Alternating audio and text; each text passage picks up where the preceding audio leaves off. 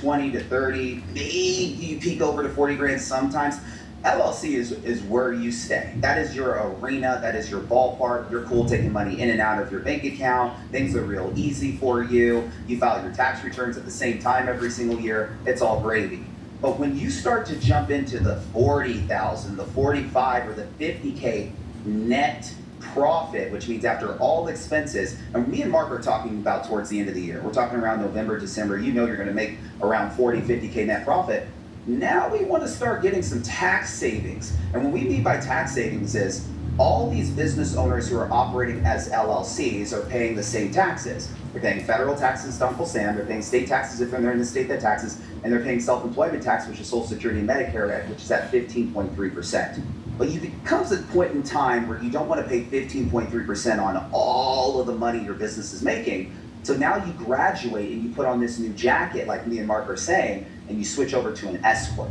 Now, in order to make sure that you're doing this correctly, there are some steps involved. There's this 2553 form that you have to familiarize yourself with, or you'll hire a professional like Mark or myself to be able to succeed in getting that document submitted to the IRS in time for you.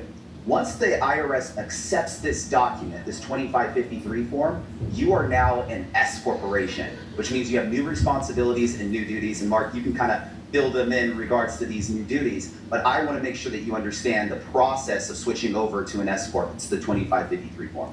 Oh, I love it. Yeah, let's just keep unpacking this. And so what Carlton alluded to, and by referring to November, December, is any of you out there right now, we're shooting this video here in June, you're an LLC, you're having a good year, great, keep it up, Tiger, you keep going, and then all of a sudden you get to September, October, and you're like, I'm taking home pretty good. I think, I'm taking home some good money.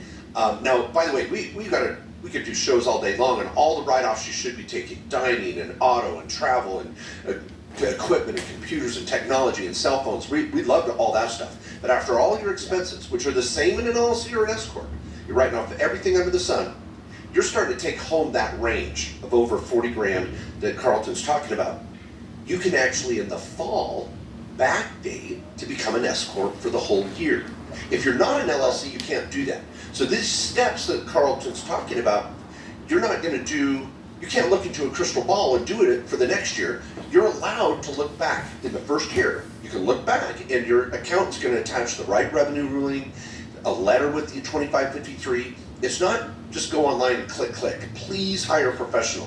These 2553, wait, we charge $200 or $300. I mean, it's not hard, but there's a lot of steps involved, and I know you're in the same range, pricing wise. So it's something you do in the fall, and that's okay.